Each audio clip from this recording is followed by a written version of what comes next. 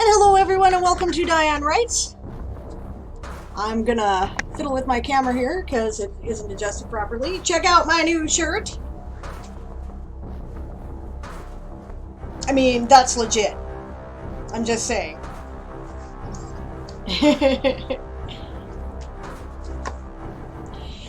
Yes, I see everyone is already getting excited about Game of Tomes. I'm pretty excited about Game of Tomes as well. Yeah, coming up really quickly here. I understand that Satrium is going to be doing a new opt-in system for streamers. So if you streamed Game of Tomes, make sure that he's done his changes, because we may all have to opt in again, especially after this Twitch breach this morning. Isn't that fun? I spent an hour of my time fucking around, putting all my third-party authorizations back. That was entertaining. I don't like that stuff. I like things to work, you know? I do it once and then it works. That's kind of like, you know, what I like to do. So that was very annoying. How is everyone doing?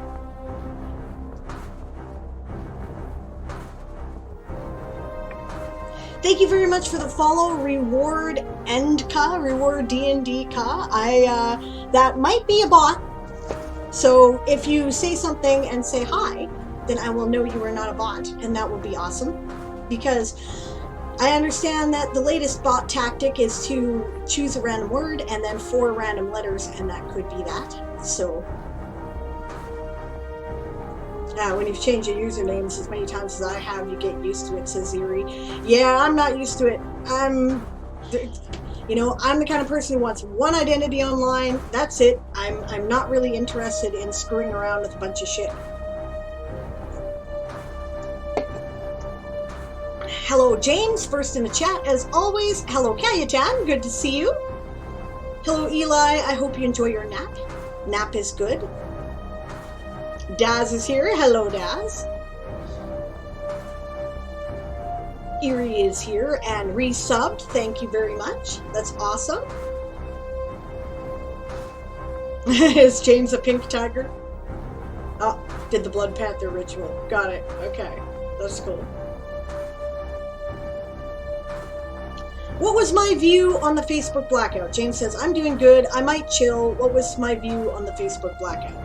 I haven't had a Facebook account in probably 2 or 3 years because something weird happened with my account and they wanted my driver's license information to reactivate it, and I said, no, fuck that. I hate you anyway. So personally, if Facebook ceased to exist tomorrow, it would not bother me in the bloody least, and probably would be a service to the world. That said, I understand that a lot of shut-ins and disabled people use it as their exclusive form of communication, and that tells me that we need to replace that with something, right? Something that we can perhaps take out of a corporate asshole's hands, you know? So, yeah. Yeah, so... Yeah, no, I don't miss Facebook at all. I'm not on Instagram, right? I didn't do Instagram because they wanted too much information from me, including things like my current geographic location, which they can kiss my ass about, right? Every time they put up those, select your cookie preferences, I go and shut off everything they'll let me shut off. You know, what I do is none of your fucking business, and I'm not interested in your targeted ads. Right? Oh, we're going to adapt our ad profile for your interests. I don't want that, right? I don't want that. I'm not interested in that. Yeah. Daz says, oh, Discord. Yeah, but Discord isn't owned by Facebook, so... Yeah, I use Discord pretty heavily, and it wasn't... Was it down? Because I didn't notice if it was. Yeah, I've had a very busy day yesterday, so. Daz says, I've never been asked for ID on my Facebook account, but then I mostly use it for desktop games with the nieces. Most people use it for that reason, to keep in touch with family and, you know, old high school buddies and shit like that. But my logic is this, right? I am really visible online. If you want to find me, I have a blog, I have a Tumblr, I have a Twitter, I have a LinkedIn, I have a Twitch channel, I have a Discord, I have, an Amazon author profile. I have a Goodreads profile. If you want to find me, if you care enough about how I'm doing that you want to find me, it's not hard, right? All you have to do is type Diane Morrison or Sable Aradia into Google and you will find me easily enough. I have a very big online presence. If you don't care enough to do that, we aren't close friends enough that I care to stay in touch with you on Facebook. You know what I mean? Right? So yeah. That's pretty much where I'm at with that. Yeah. It can be a business platform. It's very big for indie authors. Finding different ways to promote my work as an indie author has been challenging, right? But World Anvil and Twitch basically do that and better. So, I don't care.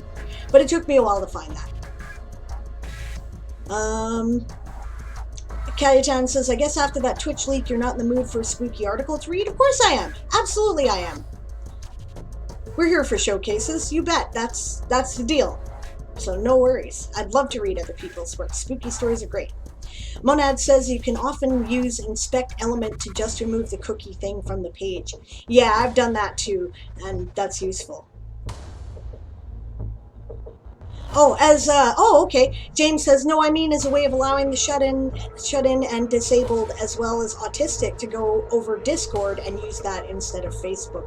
Yeah, I think I really like Discord as a platform, and, right, I think that's a good way to handle it. Yeah. Monad says, there are many, many different platforms people can use. The problem is you need a certain percentage of people to all move to one specific one to make it viable. Exactly. So here, have a haunted castle. Okay, we're going to have a haunted castle. We're going to check it out. And we're going to go to the sprint screen.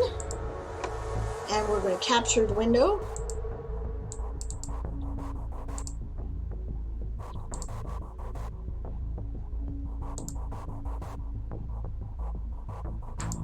There we go. Oh, note the follower goal. We've been hovering around about 630 followers for some time, and I figured that it was time to encourage people to, join the party. So that's what I did. A not so spooky showcase to follow. Okay. Hey, Brian, how are you today? Good to see you. Episode 9. Excellent. Hey, speaking of which, that reminds me, there are lots of cool things going on in the Discord right now. You guys need to check it out.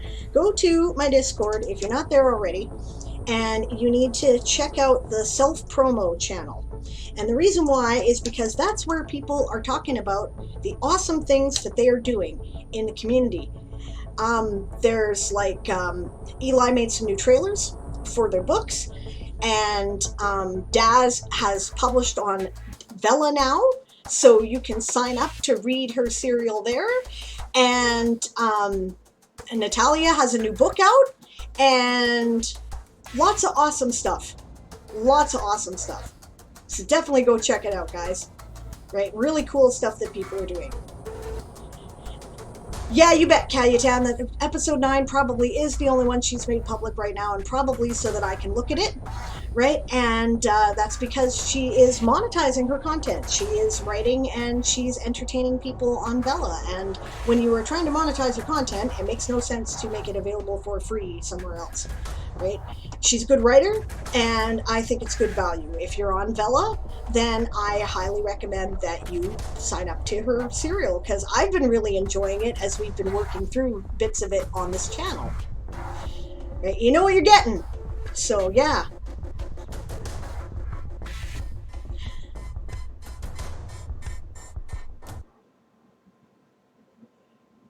I think that yeah. Okay. I'll get there if I have time, Erie, and you may have to repost it. I don't know, because I do 2 showcases, and they've been taken, right? So, because I do want to get some writing done. I've had no opportunity to do writing in like a month, because of all the move and stuff, right? So, trying to balance everybody's needs, right? Brian asked Daz, how often does she release the serial? I don't know. So Daz will have to tell us. Daz says Vela is new. When you join Vela, you get 200 tokens free. Tokens being what you can use to read into other serials, right? That's awesome. Yeah.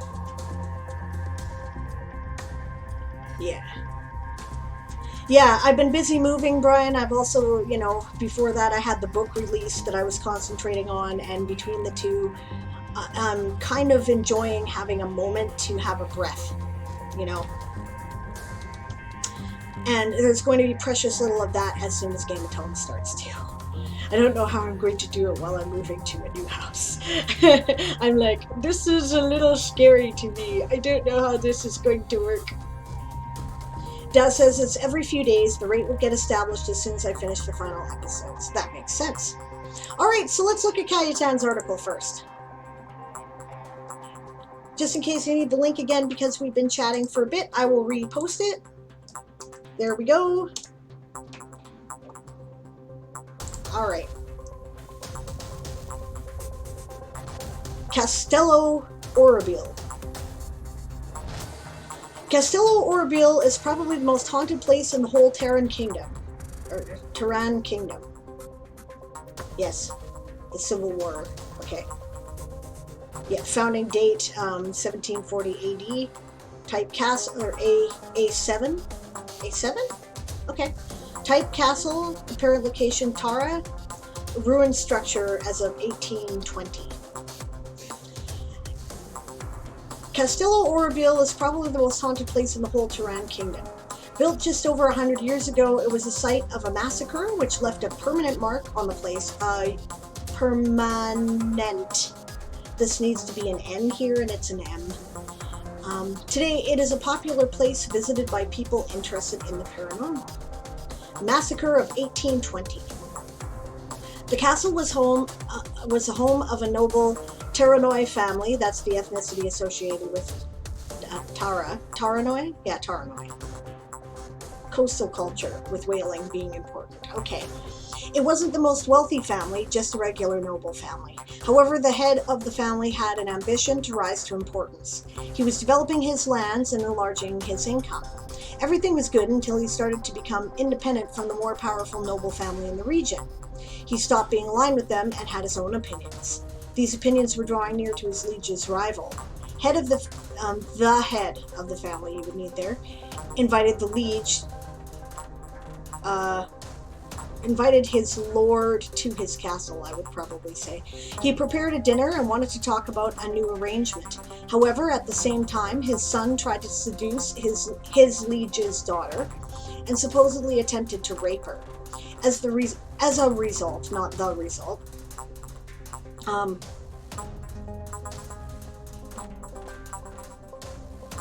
you're using liege a lot, and liege is appropriate, but you may want to break it up with his lord, right? As a result, his liege wasn't interested in talking. Instead, he sent weaver assassins, mages who manipulate thread of magic. Ooh, okay. The whole family and all servants were killed.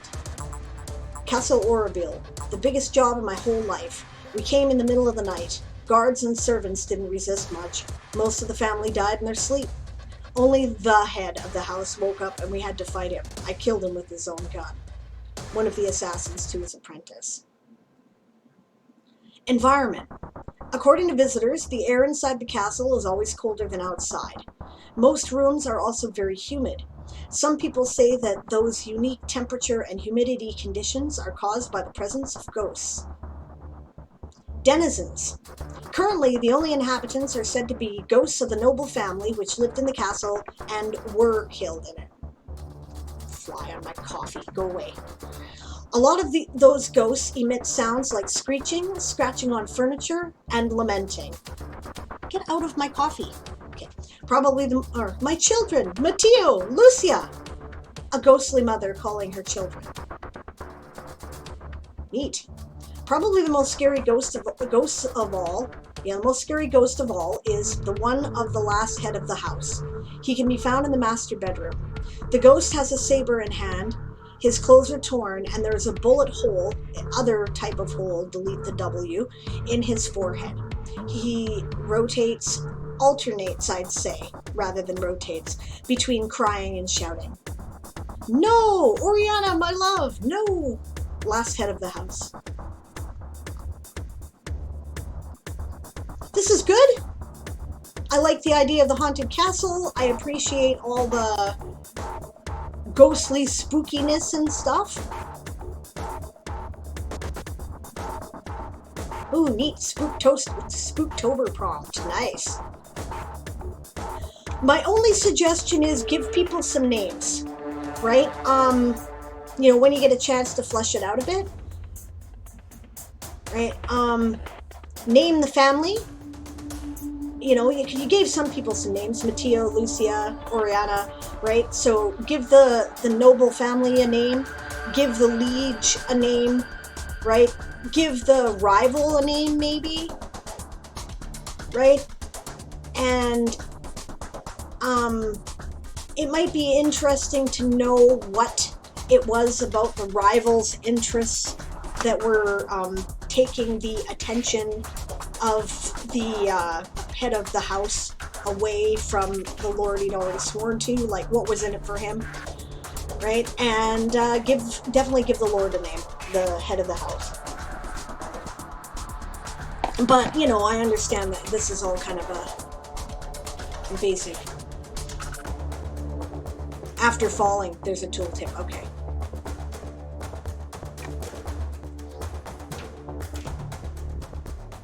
Okay, spooky advice.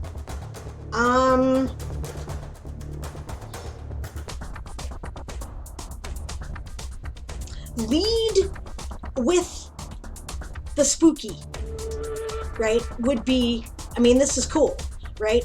But if you want to make it more creepy and make it feel creepy to people, lead with the spooky, right? Have someone describe, you know, I tried to stay at that castle one night, like you could do it like a quote like this, right? A quote box. Right? I tried to stay at that castle for one night.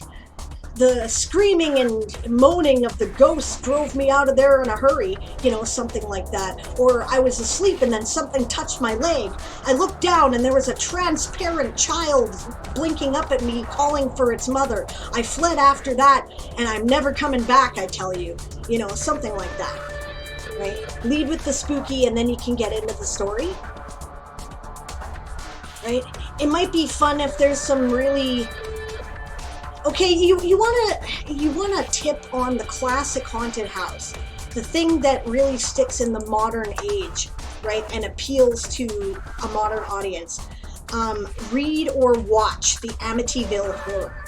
Right? That's the thing that kind of formed our modern idea of what haunted houses are all about. If you want to make them like really fucking disturbing. Right? Yeah. But this is cool. It's a very good, a massacre like that would certainly be a good way to build up a population of ghosts. That makes a lot of sense. You might also want to describe the injuries a little. You know, a little gore never hurts you in horror if you're willing to go there. Right? Stuff like, you know, the wife is, you know, packing her head around the castle, right? The head of this is supposed to be one of the ghosts at the Tower of London, Anne Boleyn walking around, packing her head around. Yeah, blood spatter from the gunshot wounds, and maybe it was all cleaned up, but when the ghosts start to come in, blood starts oozing from the walls in the same spots where the blood spattered before. That's a very good idea, Daz. You know, describing little ghostly children always bothers people. You want to creep them out, get ghostly kids, especially if they're looking at you, you know, with like a teddy bear or something, going, do you know where my mommy is? You know, right? Like everybody hates that. So, you know, yeah, stuff like that. Don't be afraid to do that. And my advice to you is if you want to really make it pop, I know that Coffee Quills writes horror on a regular basis. It's kind of a sideline for me.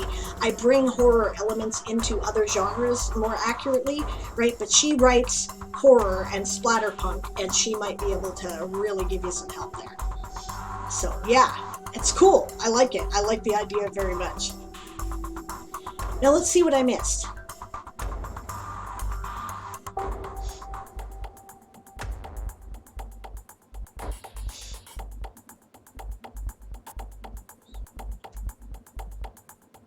Yeah, Villa only allows the first 4 episodes in a single day, then a minimum of a day apart between subsequent episodes. Gwen would like to talk to Daz about her experience with Bella. She's currently working on 2 serials that she intends to post there. Yeah, Villa's only been live for 2 months, and they still haven't let anybody outside of the United States use it, which kind of picks my butt. I don't like that. You know, if you're gonna, at the very least, include Canada. If you're gonna sideline Canada so that we're a subsidiary of Amazon.com and you're gonna make us order everything from Amazon.com and all that bullshit anyway, you might as well give us all the features too, you assholes. You know. Yeah, and then the child suddenly reveals its death wounds. A stab to the belly, a slice of its throat. You know? Yes. Creepy stuff. No, that's good. You're off to a good start here. It needs a little fleshing out, but it's good. If you do decide to flesh it out a bit more, bring it back to me. Because I'd like to see where you go with it.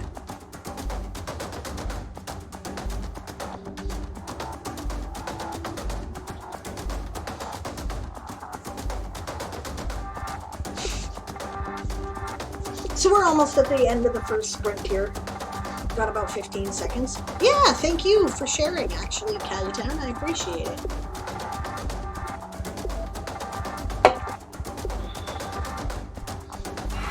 Yeah, there's an Amazon.ca.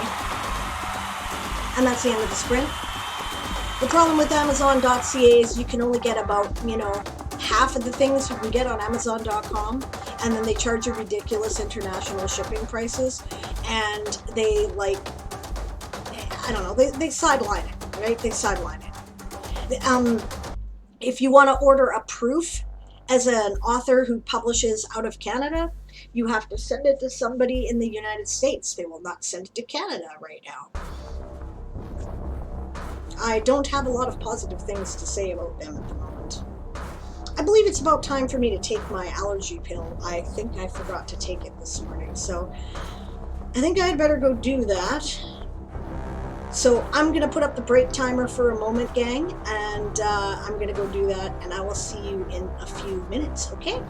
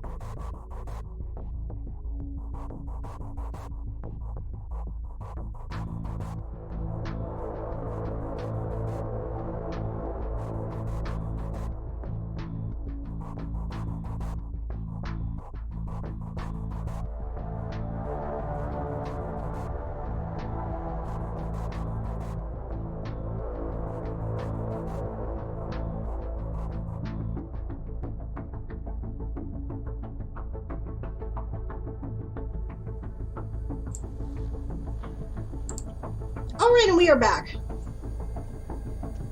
Oh, hello, Fantasine. I see you snuck in while I was gone. A long month. It's been a weird day because of the Twitch hack thing, says Daz. Yeah, legit. It's been a weird fucking day.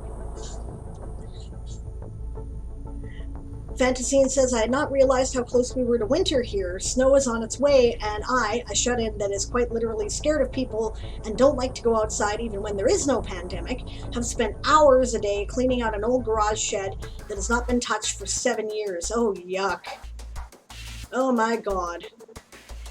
Yeah, I sympathize completely. You know, something this pandemic has taught me is that I don't like to go out either. I'm just not interested. I would really rather just live in my little world here and leave me alone, right? You know, other than, you know, getting outside in nature, I like that. But otherwise, I really could not, you know. Yeah, so I sympathize completely. It requires a lot of spoons for me to want to go deal with people. And I've just become more aware of it as the pandemic has gone on, because actually a lot of the stress that I have normally felt has gone away, because I was just so used to having to muster up all the spoons to deal with people that I just didn't think about it. But now that I'm used to not having to for days at a time, I find it very challenging. So, right. And I think I always did before, but I'm more aware of it now, you know? Fantasine says, oh dear, I had not heard of the Twitch hack thing yet. Literally sat down for the first time in days and tuned into Sable's stream. Well, it's very good to see you. I haven't been back for more than a couple of days myself because of the move. So, you know, you haven't missed much, and it's good to see you. I hope you're okay. Did you find anything in the cleaning out? Asked Daz. Fantasine says lots, including a picture of my parents who passed away 10 plus years ago. Nice. Dancing that somehow survived 2 years of roof having been collapsed. Well, that's great. There you go. That's nice. I found a lot of stuff when I was moving too. I found like my old manuscripts, stuff from, you know, back when I was 20, right? I might still write the book, you know, I kept them all.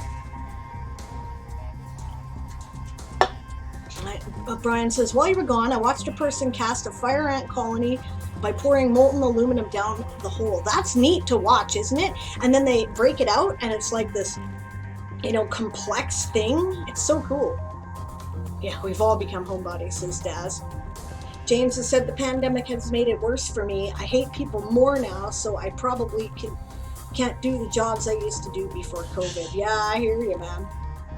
Brian says there's some things about the pandemic has exposed people to the idea that removing social stresses is a huge boon for some. Yeah, okay, yeah, you did, but I get what you mean. Yeah, it really is helpful in some cases to not have to constantly be expected to do everything in person. You know, it really is kind of nice to be able to, like, there's so many jobs that can be done remotely. Why do we make people go to offices, you know? It's bullshit. Do it remotely instead, you know? Fantasine says, I have lost a lot of stress during the pandemic and has recharged me in amazing ways. Me too. I had time to, you know, really work on my writing career. Yep. Let me try again, says Brian. The pandemic has exposed people to the idea that being a homebody isn't bad. That's right. And that people with social stresses can function perfectly well given appropriate supports and circumstances. Totally. Ooh, Sable's RV can become a secondary manuscript locker. Yeah. Do I want to see the cover the Lady Writes made for me? Yes, I do. I have seen it, but we will show everybody else. Sounds great. Sounds good, Natalia. Brian says, I will forever have faith in the humanity bell curve. There are shite people who are loud and super sweet people who are loud, and those are the ones who get noticed. Yeah. There's way more middle ground than people think, and most people don't want to screw up other people's lives. Exactly. Fantasine says, oh, awesome. Old manuscripts are great. I got a weird look from my brother when I snagged an old print cartridge from a printer that has one of my old manuscripts printed from it. Yeah, see, I feel ya. All right, check out the new cover from Natalia. This is Nova Babylon's cover. You'll all remember that. And this is the sequel, Flaming Arrow. Beautiful.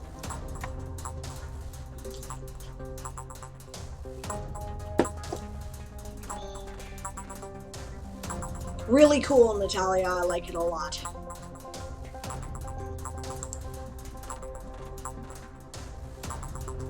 Yeah, I hear you, James. James says, because my parents are annoying, that's why. If I'm at home, I'm at home. If I'm at work, I'm working. My parents haven't worked out how to talk in a different room with the door shut. Helps me out too, so I can't WFH until they work it out. Yeah, those are great, aren't they? I agree. Fantastic.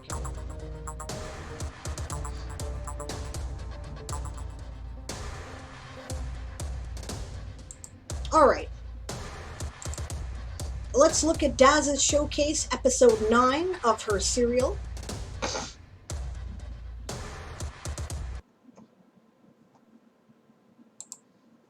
Oh, work from home. Yeah, I can't work from home until they work it out. Yeah, I hear you. Local government experience again, darn. Yeah, sorry, I didn't know the abbreviation. All right, episode 9, chapter 18, The Boss Cave. Long torches stuck in the dirt lit up a cave bigger than the one Fox was in. Maybe a comma there, but still smaller than the cave full of sleeping nistlings. By the entrance, a long table sat covered with dented ewers and dinged platters. I like that description, right? Dented and dinged indicates they may have scavenged them. That's very cool. An assortment of roasted meats from questionable origins filled the platters. Fox tried not to guess what was in the ewers. There were no cups. No doubt they were too important for knucklers to be set at the table. 2 nistlings stood near the table. Okay,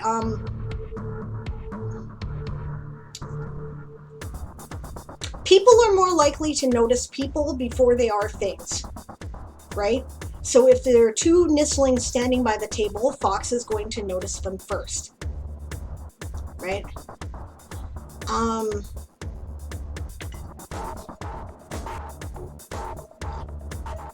And the reason why is kind of instinctual. People might be a threat or they might be an ally, so you kind of got to keep an eye on them before you start looking around the stuff in the room. I'm not really sure about a simple fix for this because I like your description and I think that's important.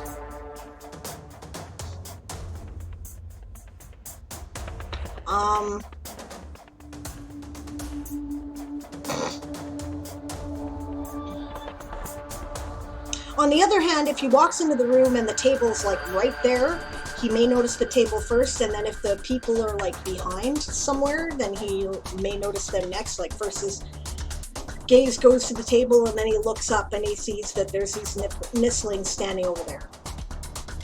Right? That could work. Anyway, 2 nistlings stood near the table. The sack covered in sigils rested on the dirt between them. Period, capital O, 1 strap had been cut off. Against the far wall, a chubby nistling sat on a throne made of wood and bone. Talking to the chubby nistling,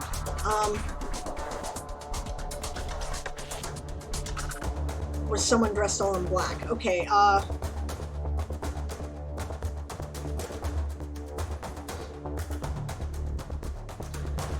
someone dressed all in black stood to his/her left hand, right? Whoever, right? Something like that, because we don't need to repeat chubby nistling. It's a little awkward. Yeah, something like that. A mask covered the whole head. There was no red hand marking the mask, a sign that would have confirmed, because we've got marking the mask, a sign that would have marked, right? So maybe there was no red hand marking the mask, a sign that would have confirmed that whoever this was one of the hand, or that this was one of the hand. Something like that. Yeah, there was no red hand marking the mask, a sign that would have confirmed that this was one of the hand. Had to cut the strap?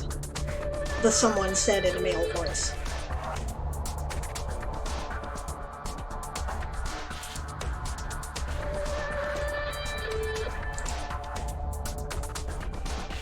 Hey Billy, good to see you. We're going over Daz's episode 9 in her serial. Whoop.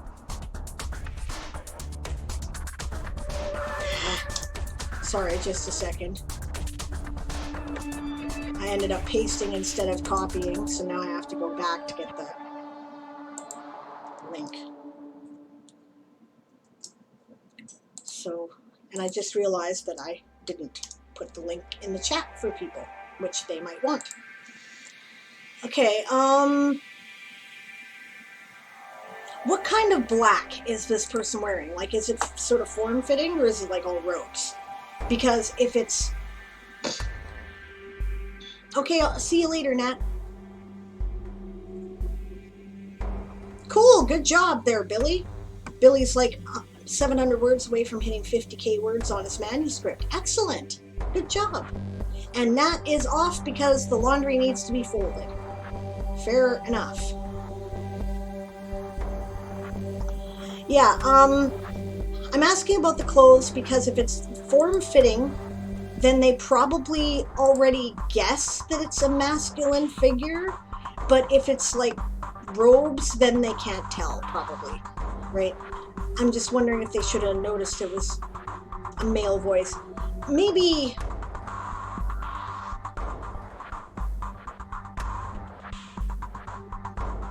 Maybe use like a masculine sort of description, like a tenor or a deep voice or a bass voice.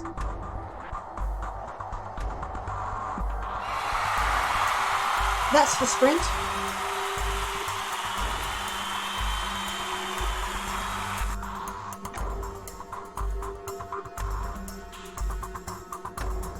I don't really understand how this works. A human, Fox noticed, as the mask may have covered the whole head but did not hide the shape of the ears. Does it cover the whole head or does it just cover the face?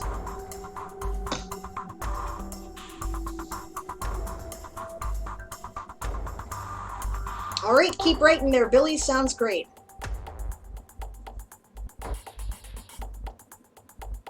Because if it covers the whole head, I'm not sure, like... Did it have like a molded place for the ears? Right? If it covers the... but if it covers... Yeah, otherwise maybe it covers the whole face. Or... Okay, so how does the ear thing work? How do we know that the ears are round?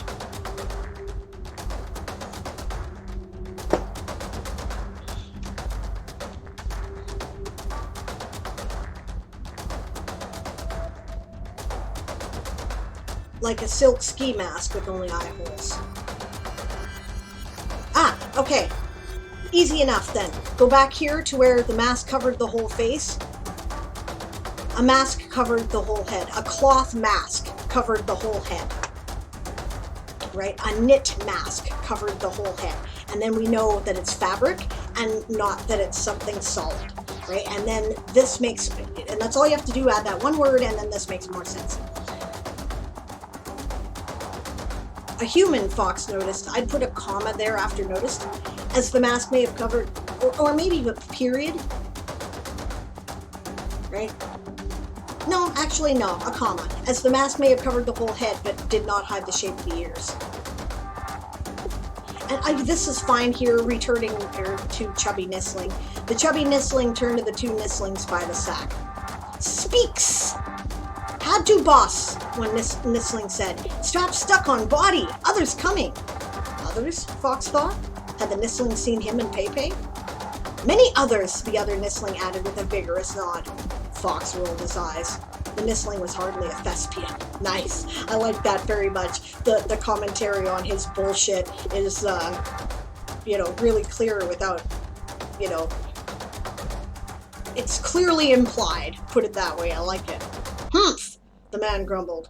Its power is holding, so it's still acceptable. He tossed a well-stuffed purse onto the dirt floor. It landed with a jingle.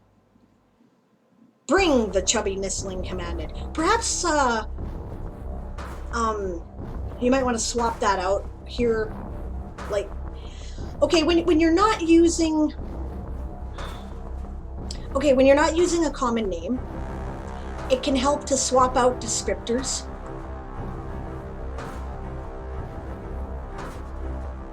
Right? The well-fed nistling, the big nistling, the nistling on the throne, right? Stuff like that. Because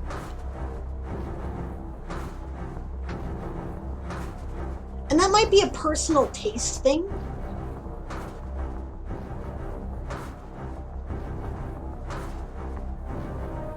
Right?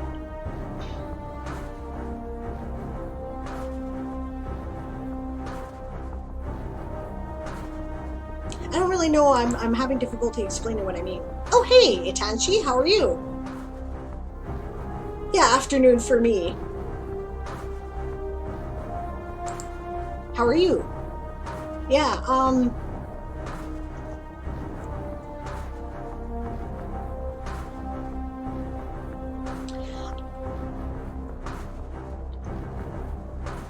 I think perhaps it's because you can use it to get other things across, right? And then also it doesn't sound repetitious, right? You know, we avoid using the same verbs all the time, right? And we avoid using the same adjectives all the time, right? And I think that's what I'm talking about, the adjectives, right? The chubby nistling, right? Because you can learn more about the character by the descriptors you use, right? The nistling on the throne, right?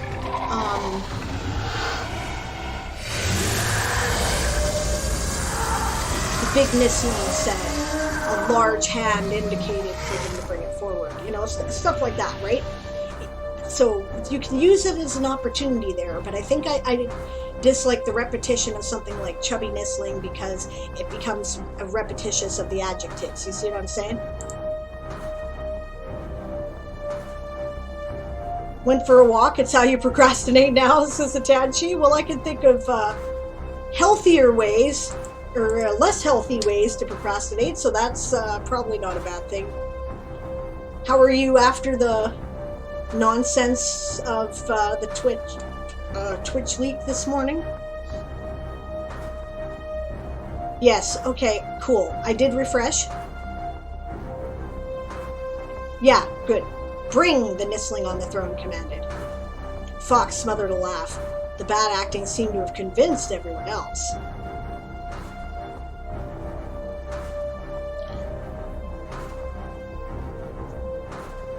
How do we know? This is kind of a tell not show, right?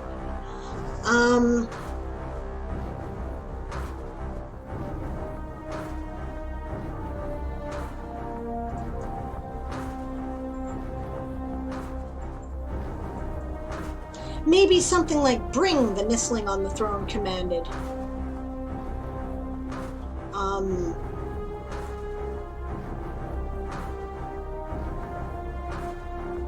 Or maybe the nistling on the throne didn't pursue it further.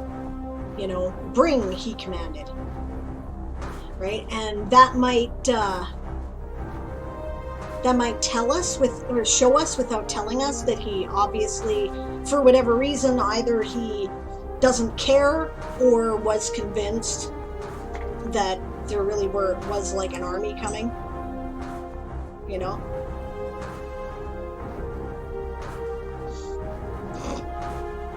I don't know why James is like indicating teeth to Dash, whether that's some kind of threat or, you know.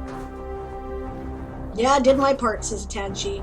My local bank had a reset of all accounts. Long month. Oh, wonderful.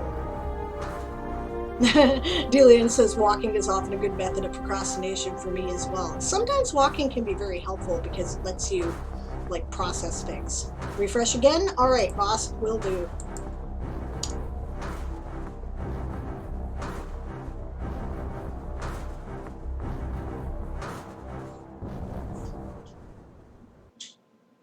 Perfect.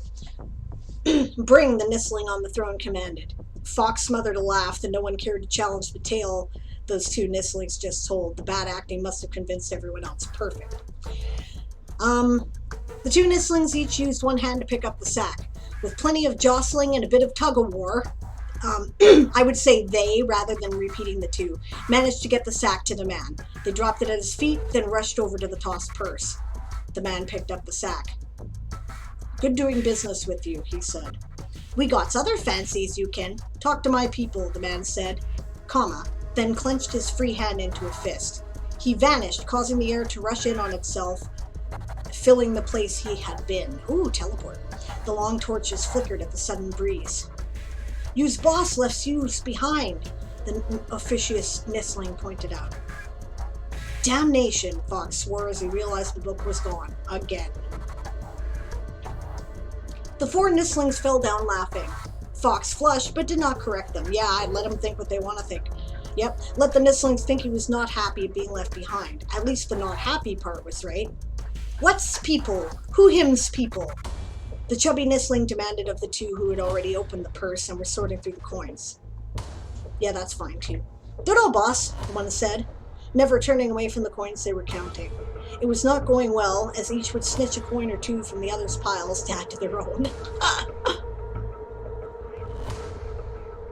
Boss," the officious Nistling said, wiping laugh tears from his eyes. He got up and pointed at Fox. "Him's people."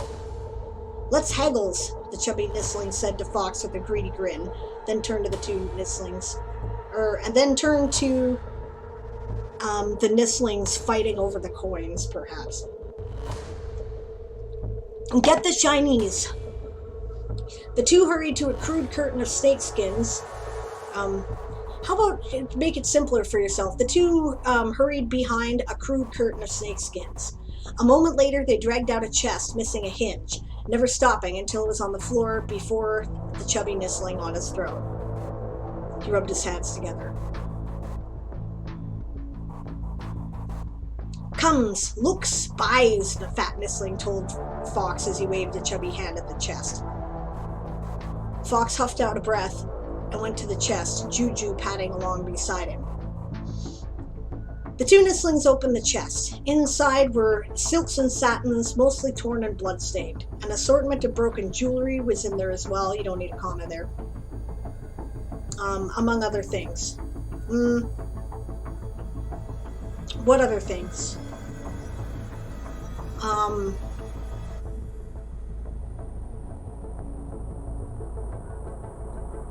Among a variety of personal items like belt pouches and mirrors. I don't know, something like that, maybe.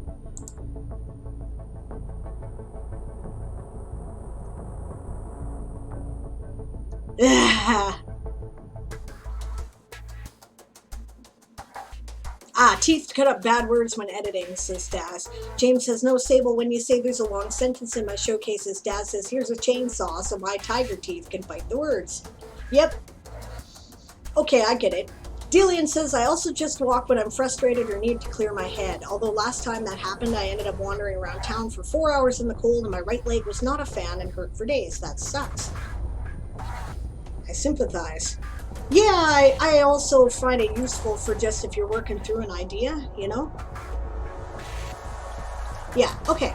As he stared at the junk, one of the Niflings sniffed at Juju's saddlebags with a dreamy look. "I must be very particular," he told the chubby Nistling. Right? I'm not gonna belabor the point, but yeah, some more work about adjectives describing this Nistling would be good. Clearly he's in charge, so the leader, the king Nistling, you can use stuff like that too. Can't spend the boss money on just anything. Yes. Fox sat down before the chest and rummaged through it, wondering just how little he could get away with buying. He looked at Juju and nodded towards the place the human had been standing. The dog went over there and began sniffing. Nice. It took an hour for Fox to haggle his way back out of the Nistling lair with far more junk than he wanted. Once outside, he pulled off his mask, stuffed it into his belt pouch, and strode down the mount.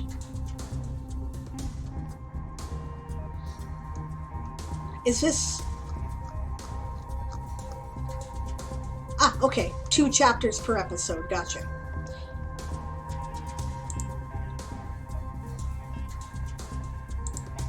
Chapter 19. Leaving Throndag. Get your grandfather's book? Bristol asked once he had pulled out from under the leaning tree to where Fox and Juju could climb aboard Botessa.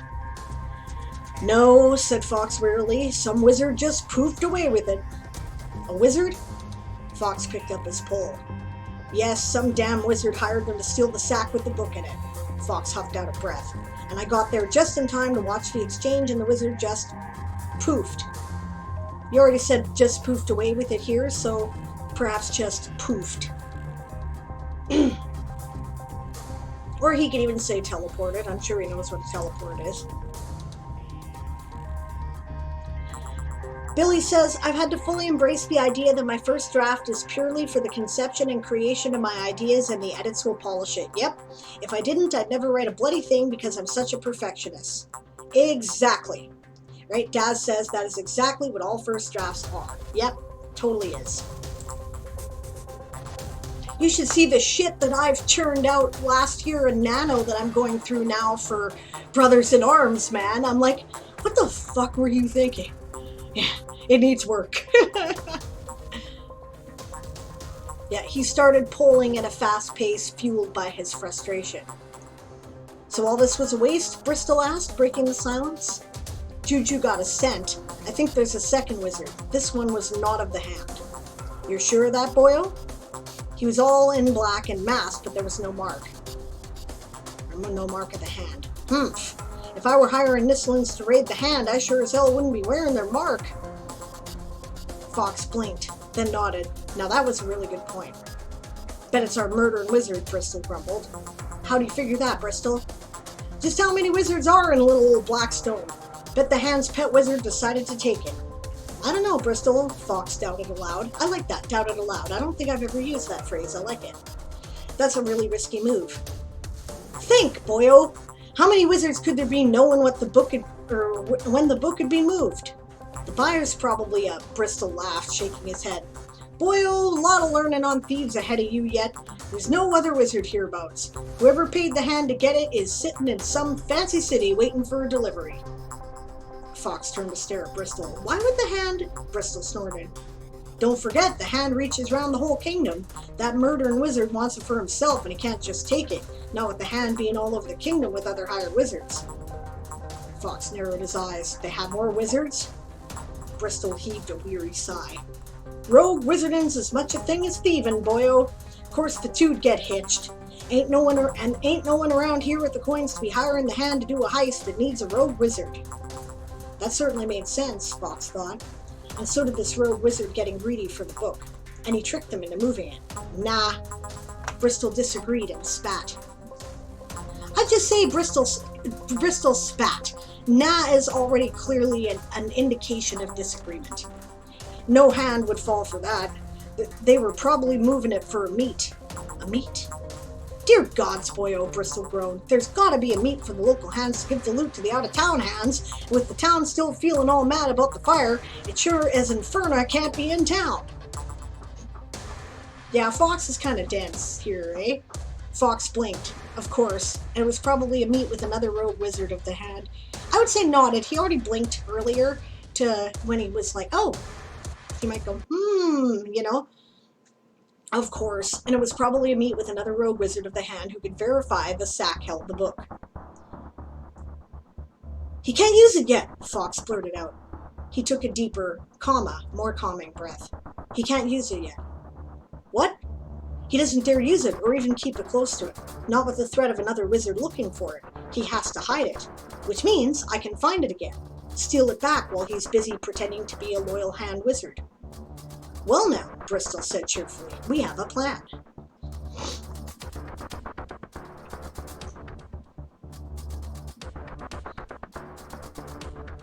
Yeah, good work, Daz.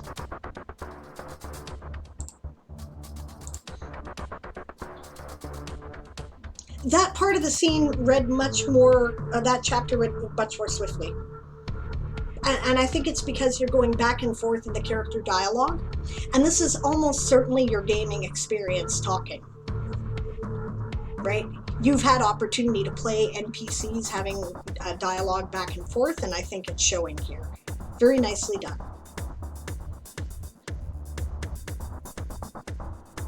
In response to our commentary about crappy first drafts earlier, The Right Idea said, I know, it's just so hard when I'm trying to write a scene and it's just sucking. Yeah. Fantasine says, that is what I've been coming to figure out for my first drafts as well. Good, good. You will all do better if you learn this, that the first draft is just to tell yourself the story. I think that's a Terry Pratchett quote. Right Idea says, I'm glad I'm not alone in sucking first. Even after a brief edit, the chapters are so much better. Legit, yeah. Hey, AG, good to see you. Billy says, I'm writing the first scene with a character in it while she's actually talking. She's royalty, but more of a soldier at heart, so it's a weird balance between, like, proper and no-nonsense black humor sort of vibe. That's more common among royalty than you might think, especially in the medieval era. Do keep in mind that the reason why medieval nobility exists is because it's an army, right? Like, that's what it's for. Oh, sorry, Automod got somebody here. Daz says he's not knowledgeable about thieves, he is getting schooled.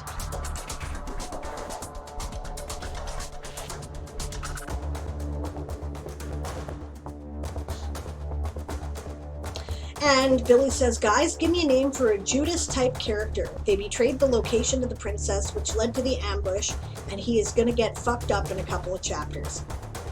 I don't know. Cultural milieu. What is the general feel of the culture you were using?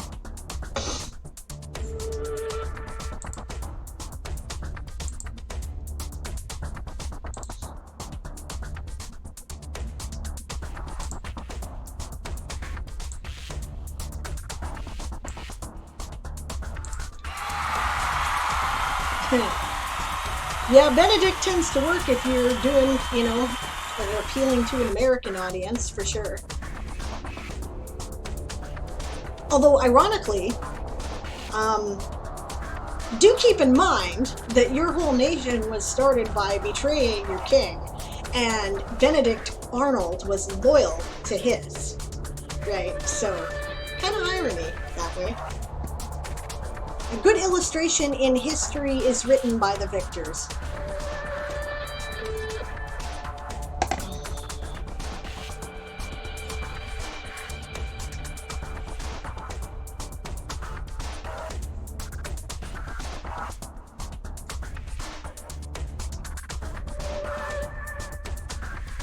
I can't give you a good name unless I've got a culture to work with there, Billy. I need to kind of know what types of names are on the table.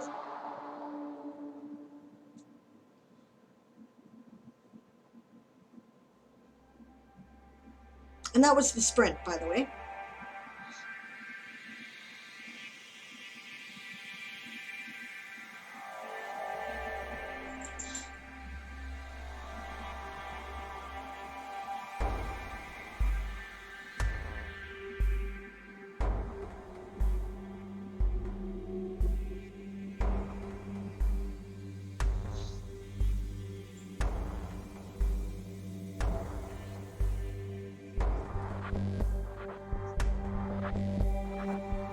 Some names already are Opeth, Junili, Durian, Luno, Zera, Amarth, Radagast. Okay.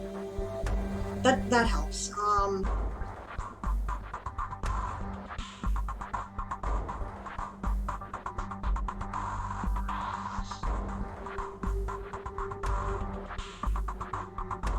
Lombardo.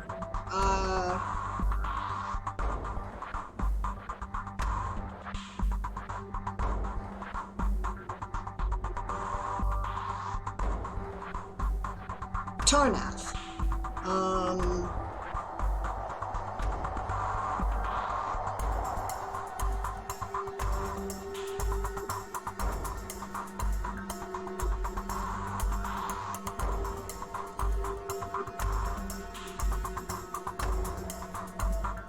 Okay. I can type it in chat.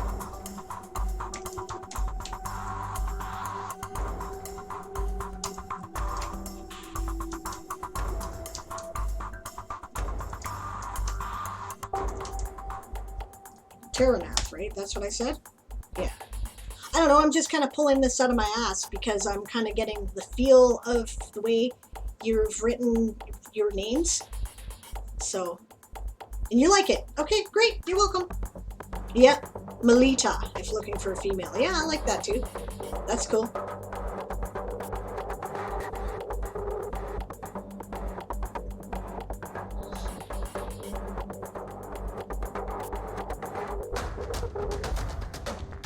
Alright, so who's ready to buckle down and do some writing?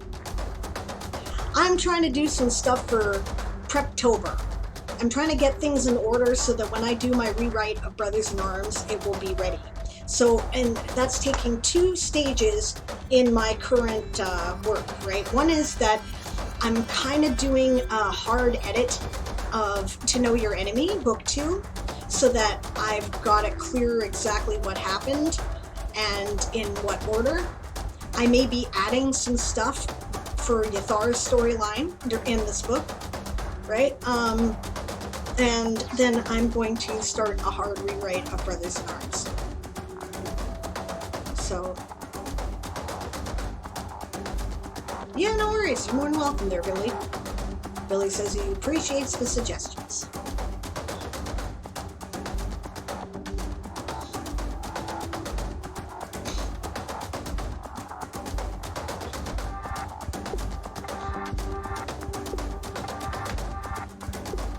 I know I've already taken a break, but I think I'm going to take a quick break to, you know, do the bio thing here before I get started on the major writing. Depending how much writing I get done, Erie, if you're still around, I'll have a look at that when we're closer to the end. In the meantime, feel free to start the sprint. I'm going to join in as soon as I get back. I'll see you in a few.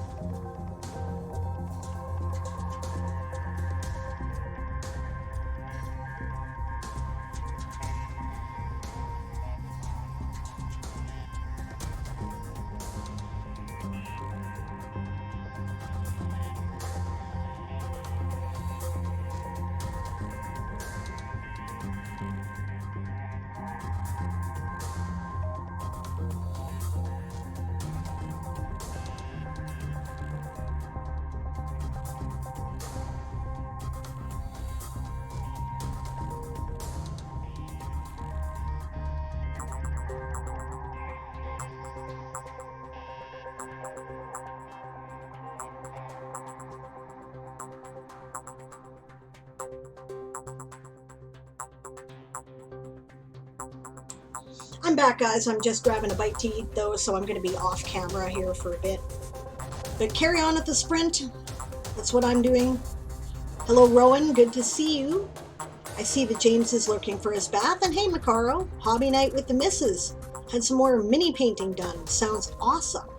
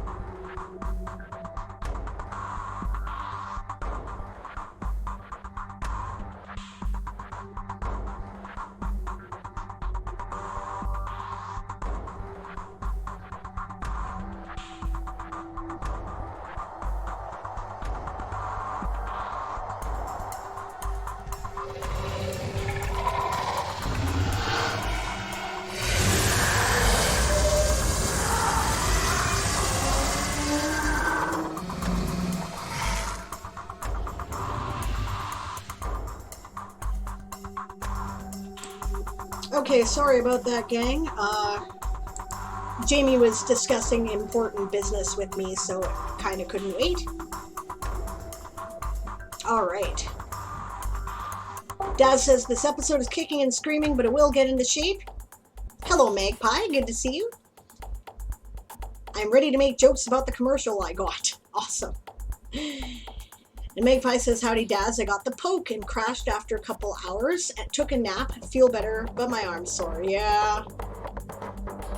Pretty common. Rowan says, I just got back from getting my truck from being fixed, and I'm now engaging in chai tea with eggnog in it. It's crazy. It's mid-October, and you can already buy eggnog. Yeah, they always get started then, for sure. It's not even mid-October yet. Magpie figures maybe she can get her mom to procure her soup. 50k words has been broken by Billy. Woot! Magpie says, so I got the Audible commercial and wasn't paying attention really, but at the end I saw this one called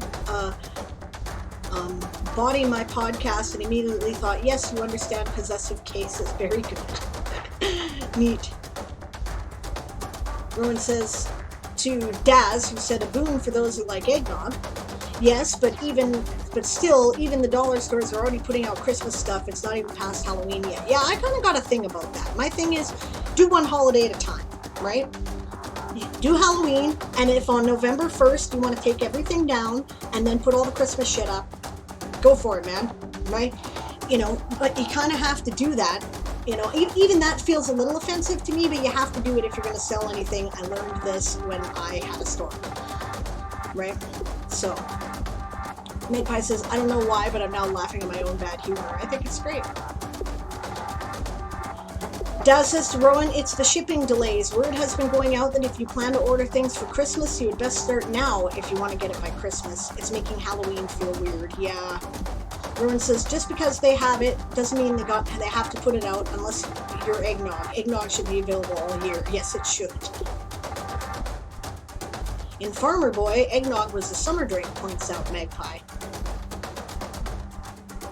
Breaking 50k on my manuscript, realizing I have to do that all over again, but in only a month starting November 1st. That's right idea. Haha. Fantasine is enjoying that. Rowan says, my mom's chickens laid in the winter and we had 4 milk cows at one point, so when I was growing up, eggnog was a when you want to make it thing. Yep. Magpie says, I always thought eggnog tasted like bubblegum, which is weird. As far as I'm aware by the ingredients, I should like eggnog. Maybe I'd have to make it. That makes sense. Hey Kit, how are you? Good to see you.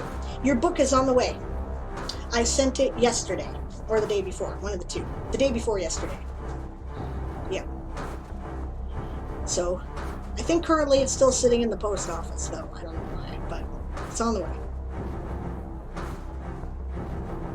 Magpie says that she misses having chickens.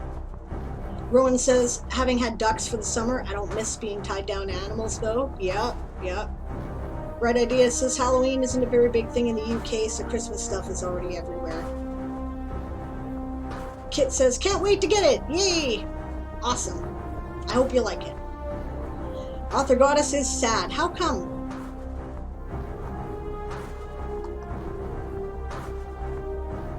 Why are you sad? Stop, you stupid thing.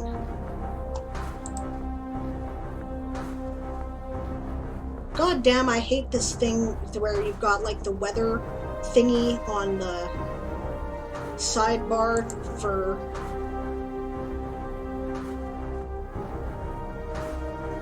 Windows.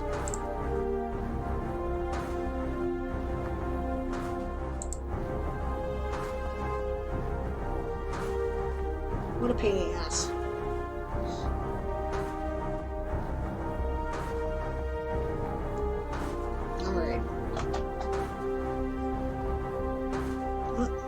Something else. Fuck off.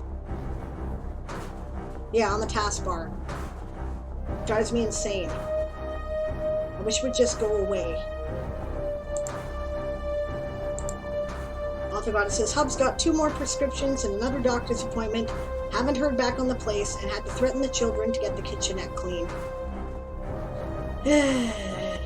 Bloody uppity kids. I've got the door open, by the way, because the guys are out there picking up my mother-in-law's car. Right, and there's, you know, Banshee is still here, and I thought she might want company, so. Author Goddess says, also want to write, but no one has time to read it, so I flail. That sucks. Yeah, I sympathize with that. Magpie says, if not stab, I could get the house insurance payout. Hello, Bitzer! Thank you for coming. Thank you for your raid. It's a Bitzer Blitz. Yay!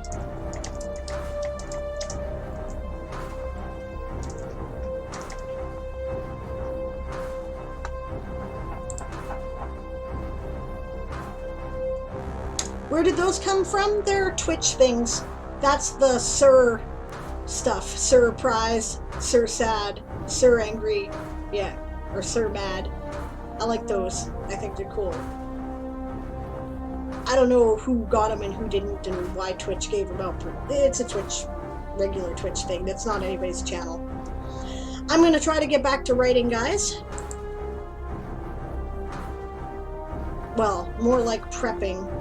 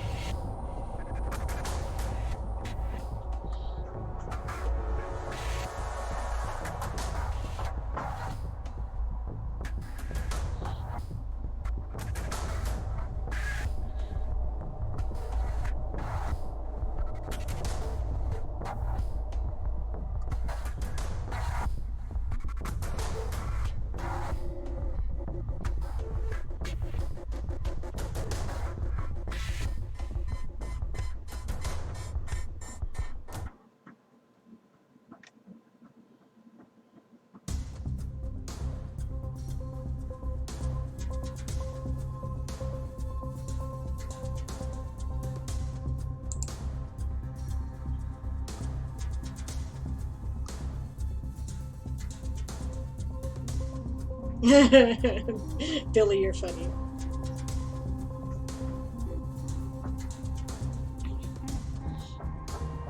Circumstance, circumference, circumcise, surface, surprise. Yeah, they have surprise. Yeah. 8 more minutes of work demanded by the dragon. Now it's 2 more minutes. Magpie says gonna have to boot the cat off me so I can take a final break. Alright, see you, Macaro. Enjoy your sign language lesson. Billy's done for the night now. About halfway done with chapter 10. Nice. Once chapter 11 is done, it catches back up to the prologue. Nice. I think I catch up with my prologue for this one in chapter 35 or something like that.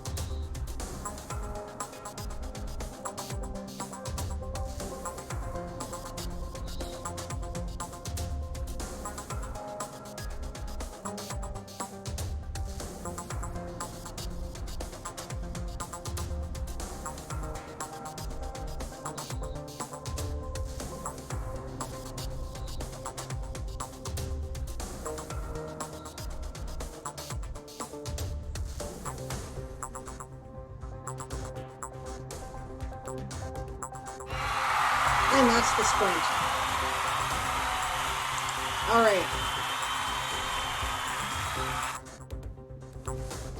We're going to start getting more into the pattern of Game of Tones while we're doing these streams. And we're going to start by, trying to keep the chat mostly to the chat breaks and writing mostly to the writing breaks when we're not doing showcases. And yes, James, you're quite right. If you're back, we're not doing showcases in November, of course. Right, because writing got to be done. I might add another stream, depending, and it'll be later in the evening, either on Monday or Tuesday night. So, Star Wars game tonight. Yes, thank you for the reminder. I would have forgotten, and I appreciate that. My routine is all fucked up now, right? And because I get distracted if I do not have a routine, right, then I tend to forget things. So I appreciate that. Yes, Star Wars tonight. Perfect. I'm pretty sure we're in. So. Billy's like, thanks, I just come here to brag because no one else gives a shit. We care, though. We really care. We know how hard that is, and I'm proud of you. It's good work. I'm really glad you're writing. You're kicking some ass, actually. 50,000 words. And it wasn't that long ago that you were like, I don't know, I haven't written in a long time. But you're like right back on it. I'm very proud of you. That's hard to do. If we're helping, then bonus. Absolute bonus. Yeah, such is the life of a writer, says Daz. Yep, 'tis so. Yeah, you guys are my writing friends. Nobody else here gives a shit when I get 50,000 words either, other than, oh, good. They don't really get it, They try, they're very supportive, but they just don't get it because they're not writers, right? So I come here for my writer friends, and we talk about it, and we share our triumphs together. So it's just as important for me. I live, says Eli. Welcome back, Eli. I hope you enjoyed your nap. Looks like you got a good couple hours in, and that's great. I'm very pleased to see it. Rowan says, was also reminded for Sable and House since they all play other than 2 in the same game. Yeah.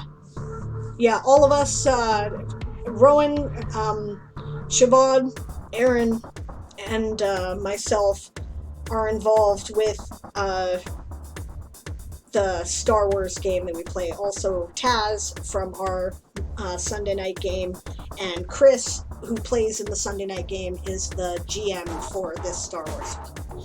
And, you know, I don't think I've ever mentioned this, but he's really cool. He's like, you know, I'm going to offer to do a game for you guys because I'm pretty sure that Aaron and Sable don't get a chance to play together often. And he's right. It's almost always one of us is the GM, right? But in this game, we're both players, and that's fun, right? Plus, it's a good group. We're having a good time. We're like starting our own branch of the rebellion in the era between the Clone Wars and the beginning of Episode 4. So it's lots of fun. I'm playing like a nascent Jedi. It's pretty cool.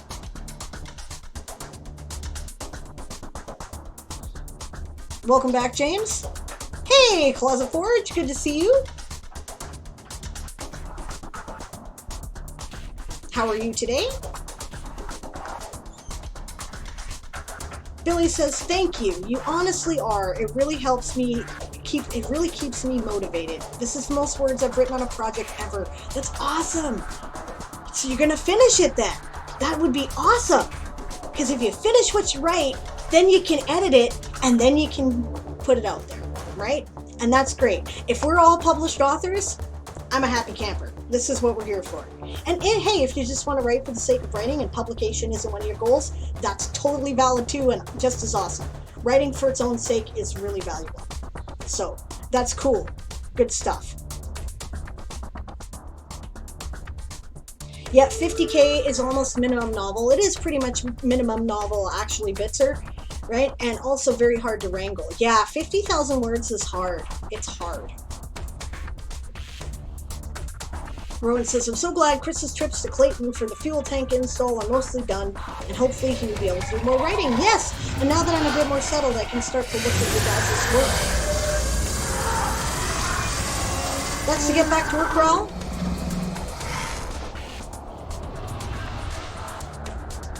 Fantasine says, I get 50,000 words and most of the folks around me are. That's nice. Did you do any actual work as well? Facepalm. Yeah, legit. You're like, bitch, you have no idea what kind of work this is.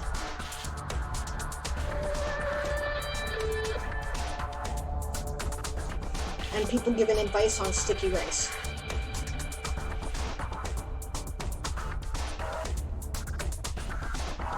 Yeah, I think it's just 2-to-1 water to rice, like any other rice. Alright, I'm getting back to work here.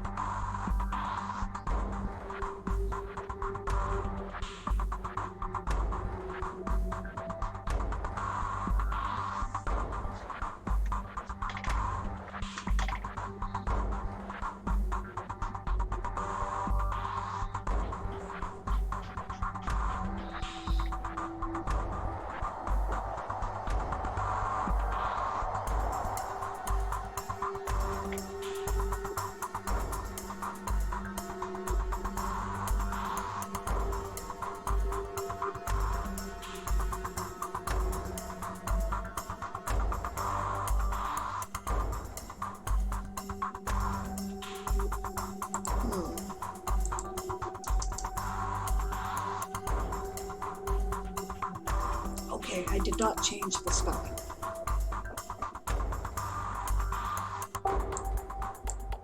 Or I did, and then I changed it back, so.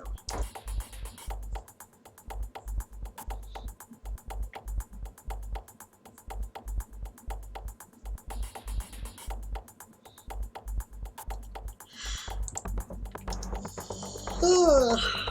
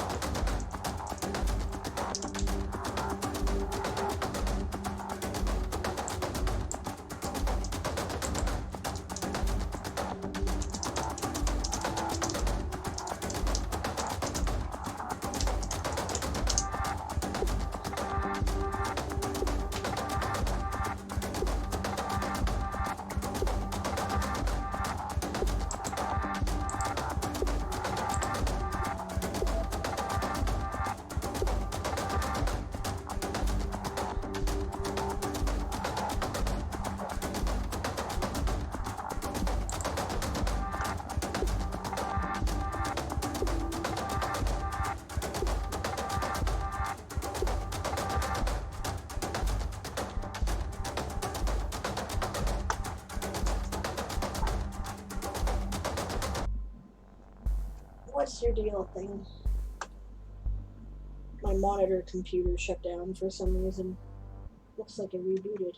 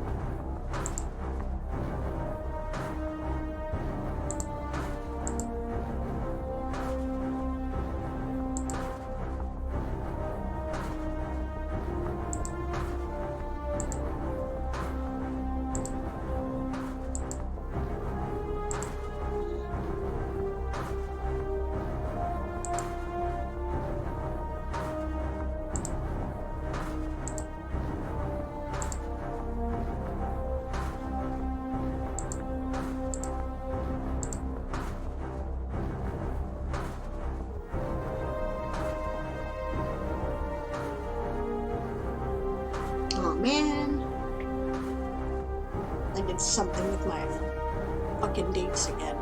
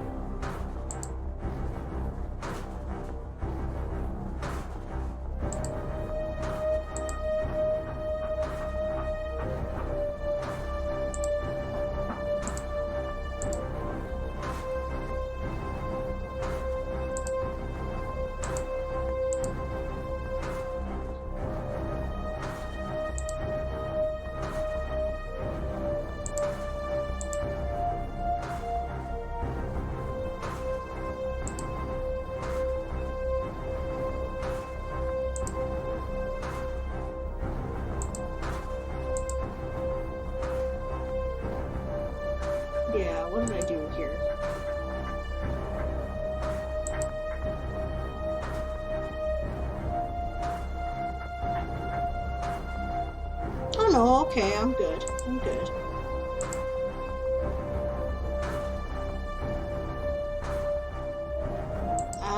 That's what we did, okay.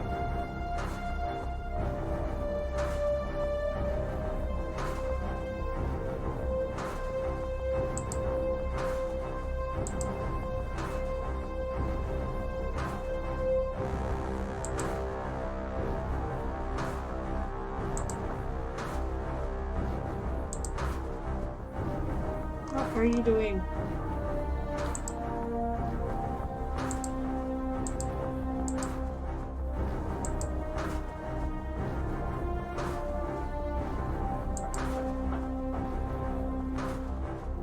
There we go.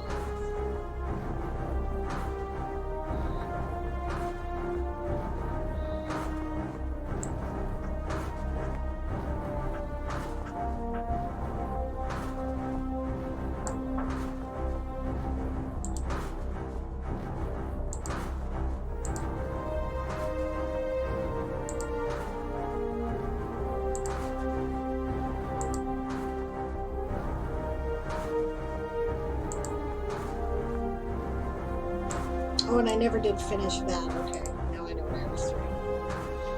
I think I do anyway.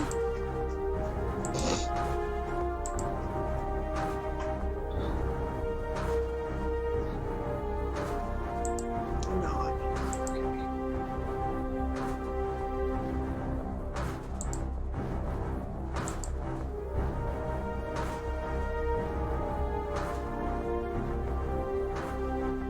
Where is that scene?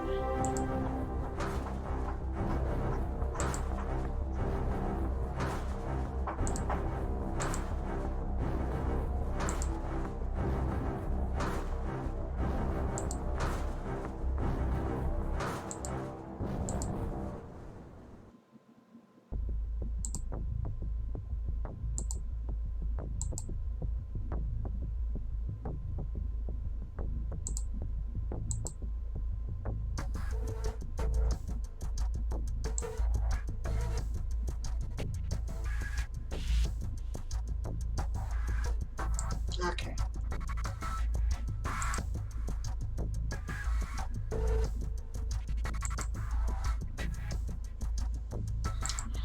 Right, I better leave that chapter open so that I remember that that's the last time Yathar appeared in this book. Moss Moon. Alright, and what is the date?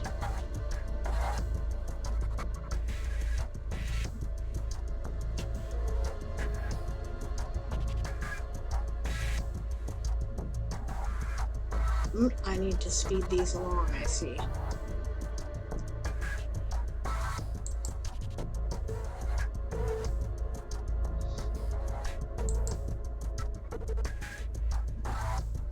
Alright, what was the last date in the book?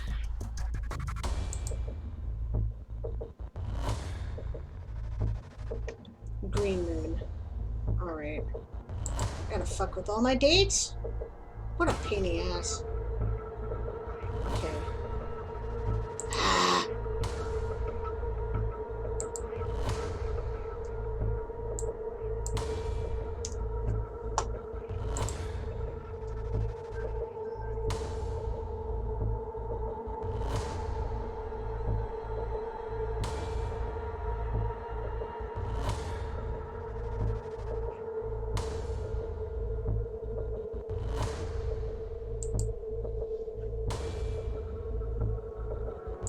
That's the one I actually want.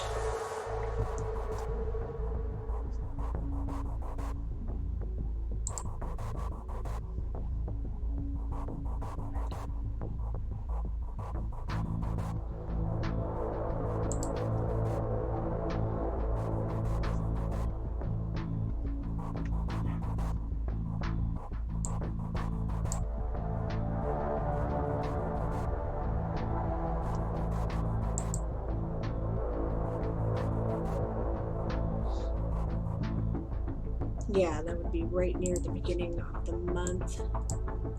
Let's say the 4th. Corn Moon 5049, okay.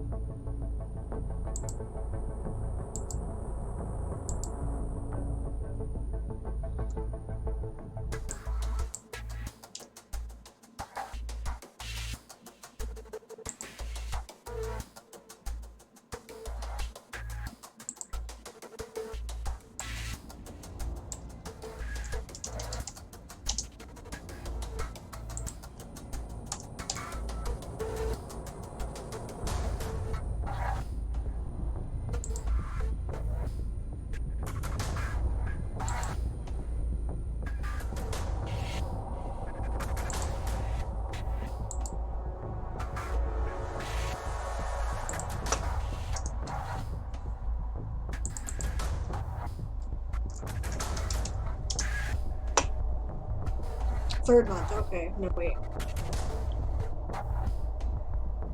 Let's undo that.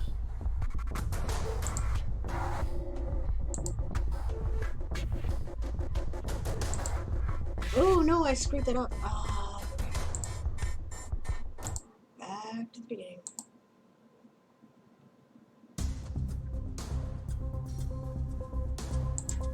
First month. First day. Green moon. Okay.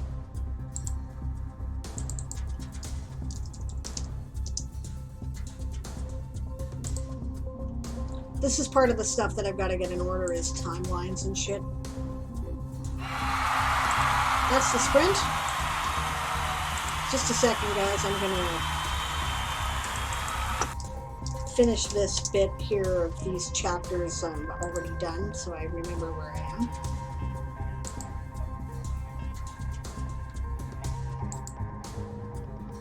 Third month.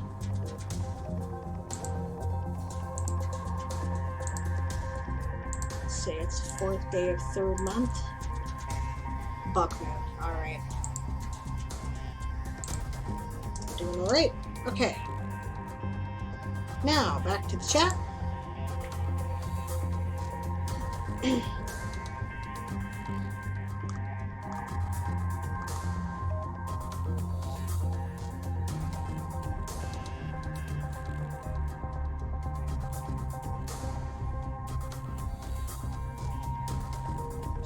Bitzer K says, I know a little about a lot. Yeah, my hubby Aaron's like that too. He's like a font of trivia. Really useful, actually. Good information for writers. Fantasine says, 50K is half an epic fantasy. I aim for 100K and it kills me to think I have to rewrite it. I know. But think about it, you know, being like polishing your diamond. Polish your diamond. Red Idea says, not to get too deep, but my mental health has been absolute garbage most of my life. Mine too. I haven't tried my hardest at anything ever because my depression made it impossible. I understand that completely. Yep. One goal I've had since I was a kid was to write a book. So it's sort of monumental for me. You can do it. You can do it. I know because I can do it and you can do it. Right? Lots of us here suffer from various mental health issues. I suffered from chronic depression, suicidal ideology, and an eating disorder when I was a teenager. I spent several years not writing at all. It took me quite a long time to get back into it as a younger adult, like, you know, my 20s, right? And, you know, you just got to keep eating the elephant one bite at a time. The book gets written one word at a time. Just keep at it, you know, and we appreciate and support you, and you can do it. But you need that kind of support. Nano was the thing that finally got me to finish a novel, right? A Few Goodelves started as a fan fiction NaNoWriMo project back in 2008, I think it was. And I, you know, and the wake-up call of my husband's accident making me realize life was too short to not go for the things that you want to do. Because if you don't, then, you know, you might have regrets. And if you do, right, and you fail, well, at least you tried, right? And besides, writing is not something you ever fail, right? This may help people. It helps me. You never fail at writing. Writing is a process. And as long as you're continuing to try and continuing to work on things, you haven't failed, right? You can leave a manuscript for 10 years and come back to it. I know, I've done it. You've never, you can't fail. Right? And if you keep shopping out your work or putting it out there through indie publishing, eventually something's going to catch. It's just a matter of odds. A Few Goodelves did not get the big release that I hoped for because I was too distracted with immediate shit going on in my life. But I still have good hope that it'll be a bit of a snowball, right? 77 people signed up for my Kickstarter that got an ebook to read. They've had it for a while now. If every one of them does a review, that'd snowball my career. Things can happen. And if they don't happen right away, they can happen later.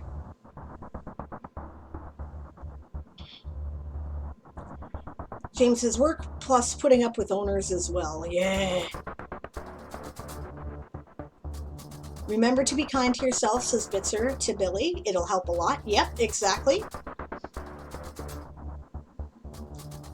Yeah, 2 cups of water, 1 cup rice. I finally remember. I still managed to fuck it up anyway, unless I have a rice cooker. I don't know. Eli says, I'm going back to computer. I've had stream up on tablet during nap time. Okay, see you at the computer in a minute. Billy says, another news, I just wolfed down a whole pack of biscuits. Sounds tasty. Fantasy must go to lurker mode and see if she can try to finish off the clearing of junk from the garage. Good luck. Right, so it can try to re-roof it before the snow is here. Good luck.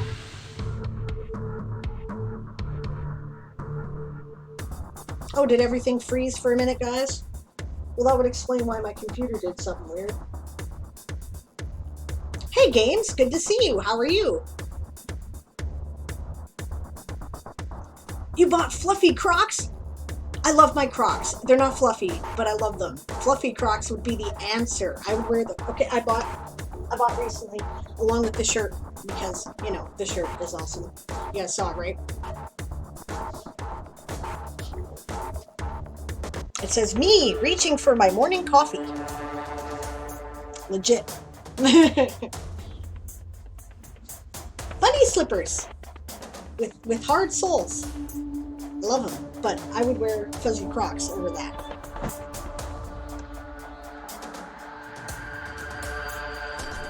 I'm a revitalized dried persimmons. How do you do that, Magpie? I'm interested. Oh no, for fuck's sakes.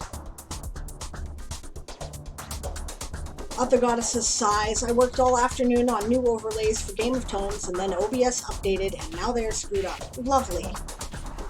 That sucks. I don't know what to tell you. That's weird. Very frustrating. Stares blankly at outline for book 5. Maybe I should just end the series. Oh, no, you don't. Oh, no, you don't, because we don't have all the rune spells yet. You gotta get all the rune spells. Although I get you that you've been kind of... Like, it's a pretty dark place where Nicola is. I find myself wondering how she's gonna get out of this. If you need someone to help you go over shit, let's arrange to chat. Maybe I can help you with that. Since I'm familiar with the plot and I'm familiar with the characters, you know. I mean, like, I keep saying I don't want spoilers, I'd rather read it, and that's true, but if you need help, let's talk, right? And maybe I can help you work through it. Don't be giving up on it. I love that series far too much. Today's flash fiction from Bitzer K. Awesome. James is suffering from brain goblins over job search, autism, and anxiety. I can understand that. That's not awesome. Eli says, if my ADHD dyslexic ass can write a book, anyone can write a book. Yep, you just gotta eat it one bite at a time, right? Daz is like, AG, you should work on a different series and then come back to book 5 when your muse is ready to dive back into it. Author Goddess points out my muse is a lazy bitch who will let things sit for decades because I can just play with it in my head.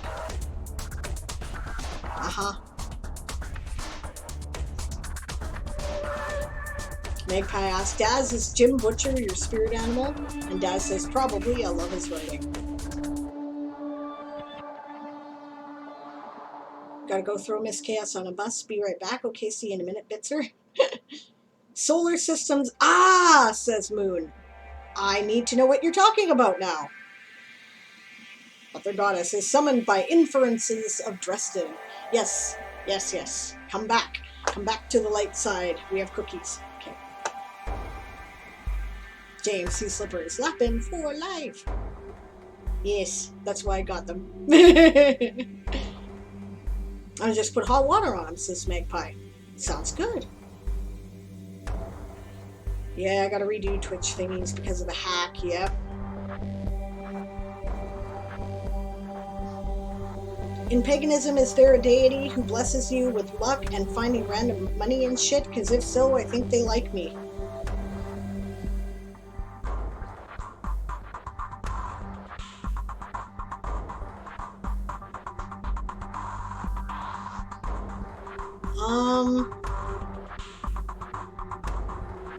Loki, Mercury, Hermes. If it's a fair bit of money, Pluto, Hades.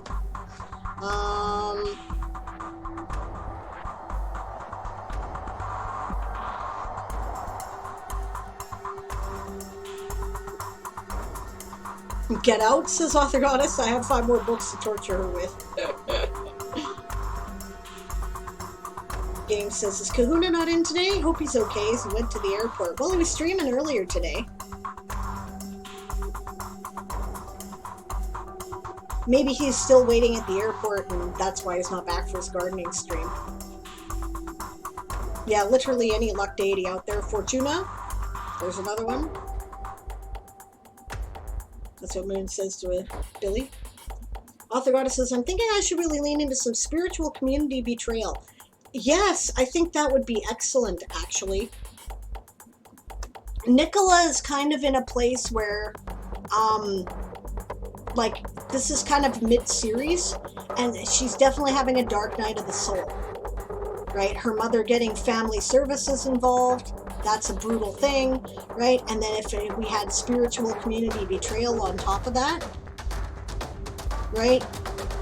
And certainly, there are those of us who can definitely relate to that element.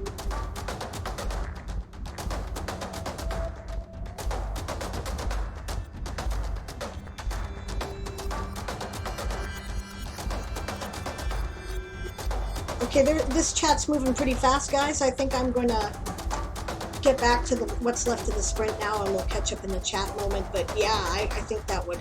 Oh, Ganesh. Yeah, good point, Ganesha. Yeah.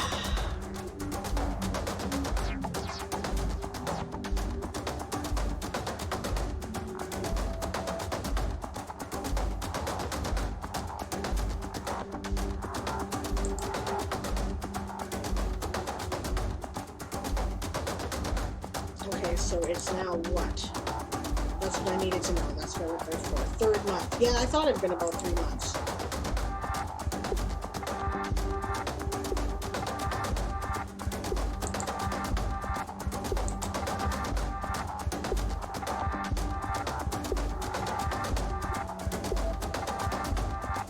Yep, probably took her about 2 months to get back. Okay, yep. Yeah, that makes sense. Okay. I know what I'm doing now.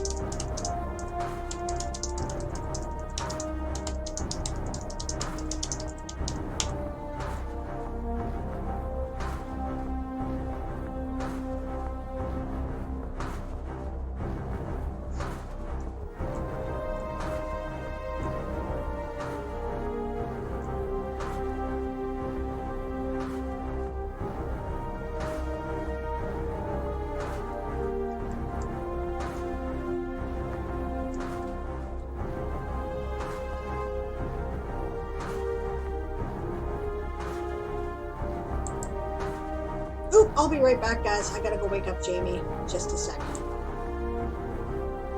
It'll only be brief, I promise.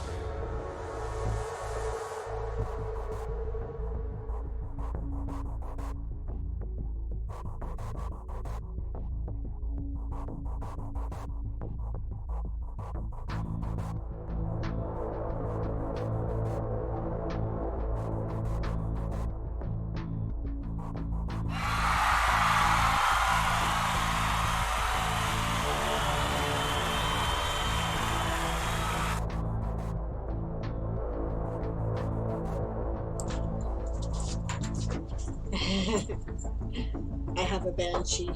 Just a sec.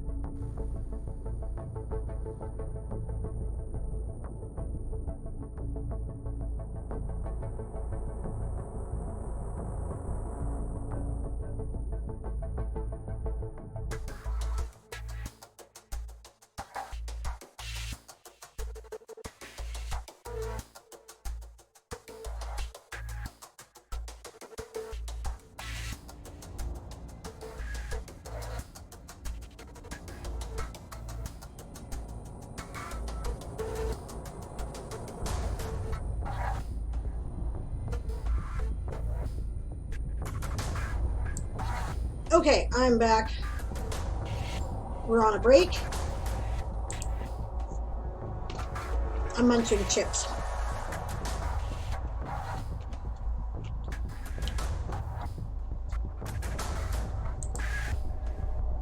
All right, let's catch up on the chat. Wow, it's been busy.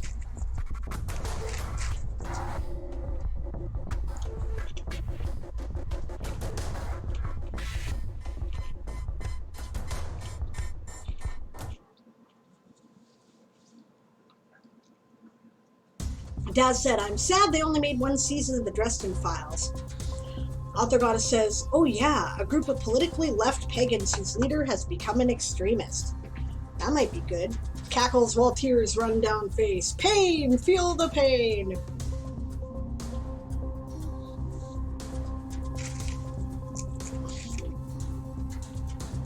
James says, that's a good point. People keep saying remuneration is bad. They need to see my meta intro article as I enumerated on that article before writing it, and now members like it.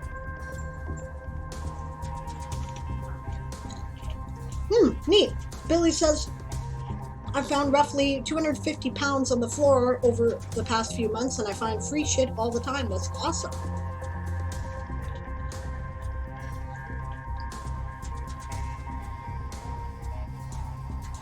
Yeah, it could be all kinds of holdups at the airport, says Daz for Kahuna. Also, he might be having rain again. Kahuna just went live.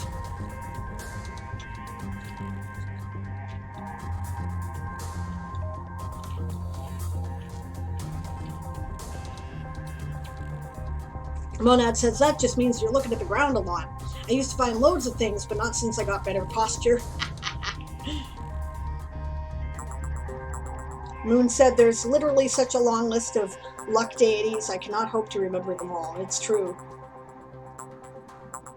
Dad says, I just came to a place where I have to do a bit of an info dump. Yeah, sometimes you have to. And sometimes it's even a good thing, right? Sometimes an info dump is better because otherwise you have to spend like a whole chapter explaining something that really is kind of a minor detail. And when that happens, an info dump is better. You can do that, right? I find the best way to do it to make it unobtrusive is work it into the character's thoughts. Right? Billy says, I mean, I do look at the ground a little bit, or a lot, only because I keep seeing money on the floor. Debating how much I really need to say is a challenge, says Daz. Yeah, I hear ya. But yeah, it's okay to do info dumps occasionally. Sometimes it's better. Author Goddess says, well, Nicola is already having issues with her bestie and her family. She's self-employed, so work problems aren't necessarily going to be a big thing. Sex, drugs, and religion are about all that's left, and I'm avoiding romance in this series.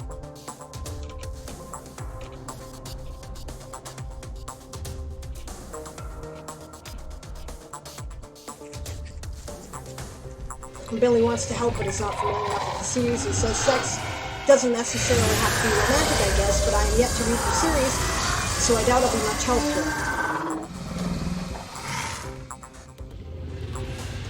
and asked for a link where he could read about them and put them on his TBR pile. I highly recommend them. The Rune Spells series are excellent. I said myself that it's kind of like a combination of the Dresden Files meets American Gods, and it's really awesome. So James fights the urge to find the clip about characters having sex every time they meet from last year's Game of Thrones. Yep. Chris saying, oh my god, if my characters don't stop having sex, I'm going to kill them. Yep.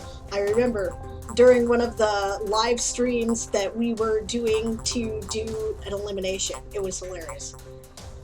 Yep, book 4 will be out in a little less than a month, and it's excellent.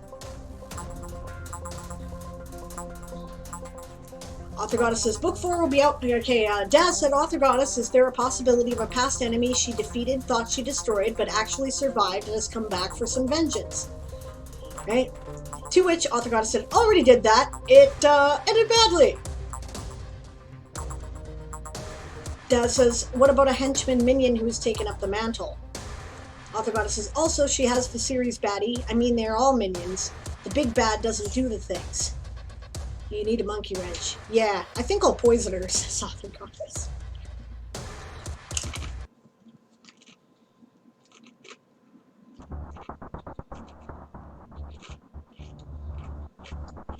Daz suggests maybe someone's found a way to siphon off power. Right Idea says poison is cool. She would have to find an antidote, maybe. I'm saying that with no prior knowledge of the world. Dad says maybe they're searching for an ancient artifact, an unnatural occurrence at a museum theft that has all the tabloid papers and alerts her to something going on. Well, yeah, that you haven't done that yet. That's true. And more research reveals that what was taken... Well, I mean, in the rune spells, the runes are all big magic that can do, like, serious shit. But there could have been one in a museum, and, you know, random Viking artifact, and it disappears in a theft. That could be a way to get attention, for sure. I mean, that's kind of the plot of her series, actually.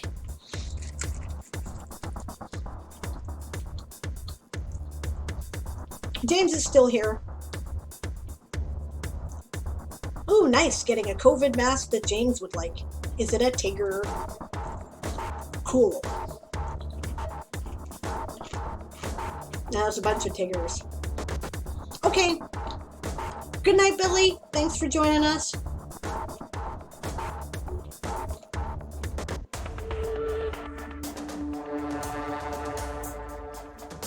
Eli, if you want to go up, that's totally cool.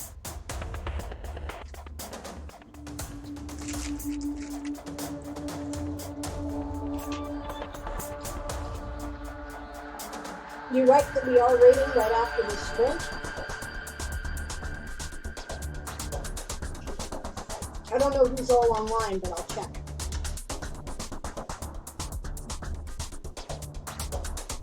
I don't see a single fucking person I know it doesn't look like. I mean, Kahuna's up, but he's doing his gardening stream, right?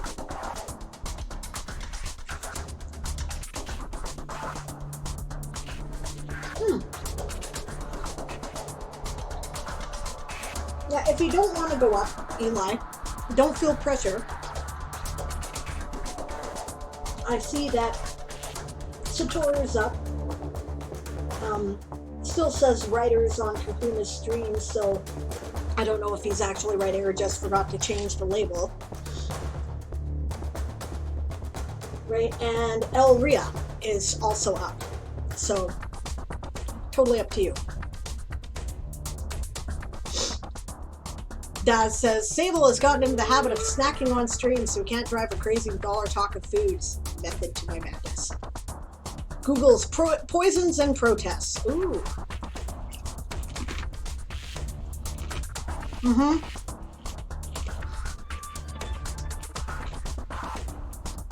Because she is smart and listened to Rowan, who told her to keep snacks at her desk.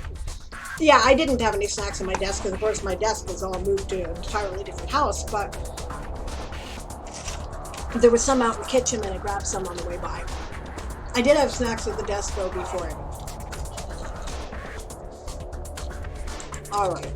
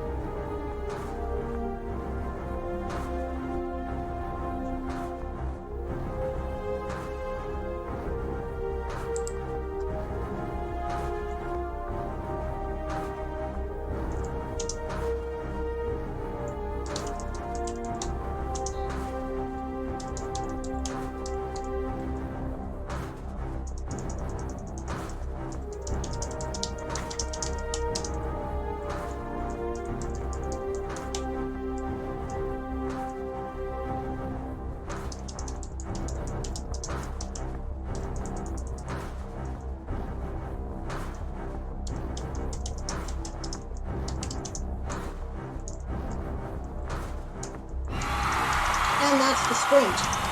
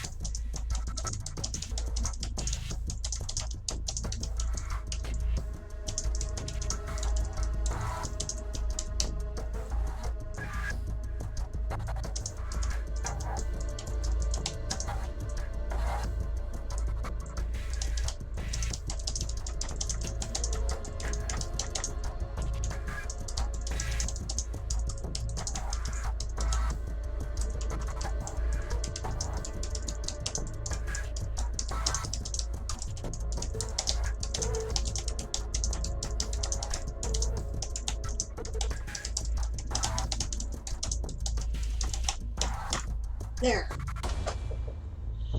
All right, so let's see what's left in the chat before we head out. We're looking at poisons for Nicola. Eli says, I'm on the schedule, so I'll go up, but I think I'll change to just chatting because I'm feeling lazy about working and throw up a sprint lobby where I'm on mic. That makes sense. Satora is up and doing spook props. Cool. Rowan is honestly just working on some chill. She hurts, and her co-writer has been crazy busy this month, so not very much writing has gotten done because after work he's frequently fried. Yeah. Fantasine says, whatever deity of the weather that decided cold rain in the autumn in Alaska was a good idea. I hope they have to live in it too. I hear ya. Rowan says, I had rain and snow last night and everything this morning had an ice coat. I was not amused. Yeah, Rowan lives in northern BC, so I feel ya. Daz says, I hate that in-between state where it rains and freezes. Me too. It's my least favorite weather. If I have to choose one to get rid of, that's the one I'd get rid of. Right? Just change to dang snow and forgo the ice. Exactly. Be rain or be snow. Pick one. Magpie's like, I want to throw a tantrum like a small child. That's very frustrating when you're trying to do that work. Yeah. Author Goddess says, cackles, poisons are fun.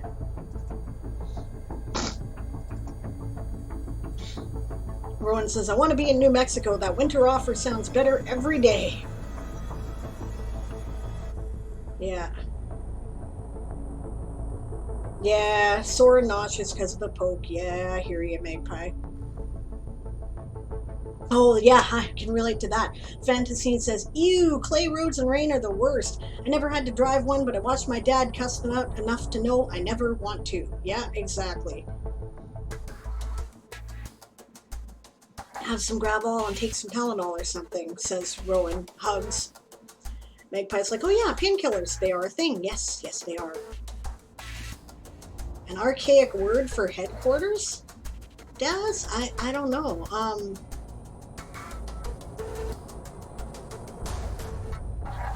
Guild Hall?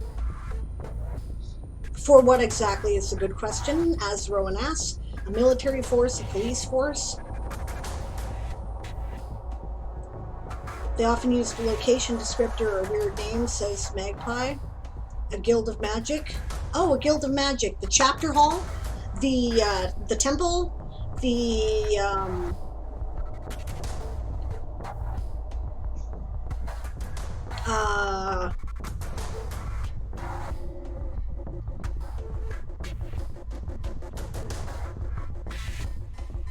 guild house?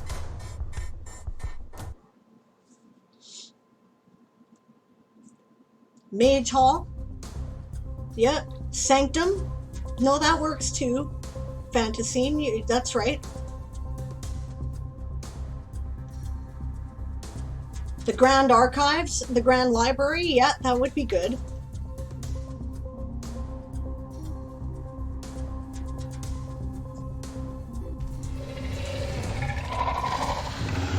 The seat of power for the High Guild. There you go.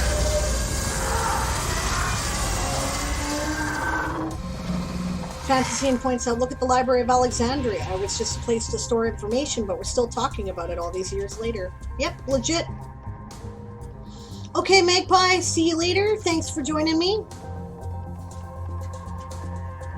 All right, we're not doing this last sprint, of course, because we're going to raid someone. Time is over here. So we're going to... thanks for joining me today, everybody. Who do we want to raid? Our options are Satoru, Kahuna, Elria, and Eli.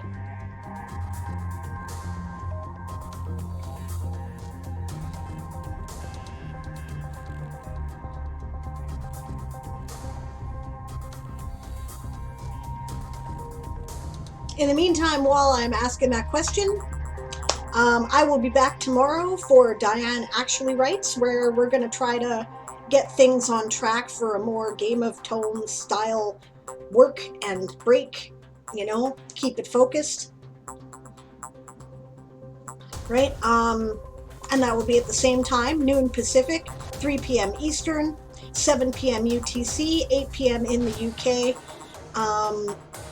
Let's see, at 5 hours, yeah, so 5 o'clock in the morning, Australian Eastern Time. Right?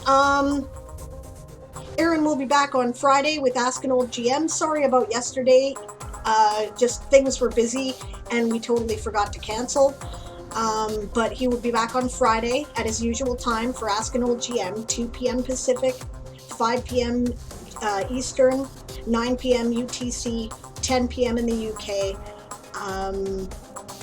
What is that? 2 at 5 hours.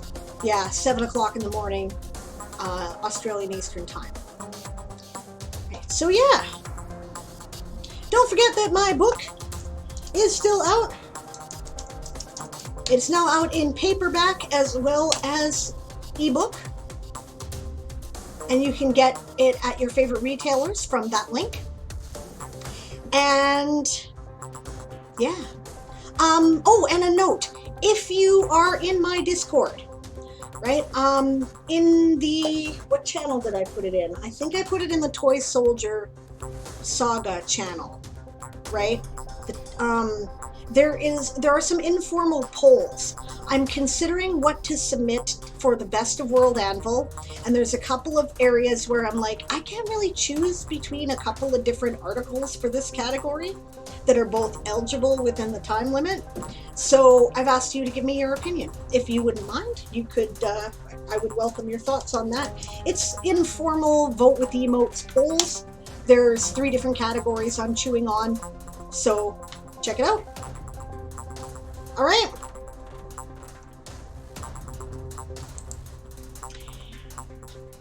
And we're off. We're going to raid Eli.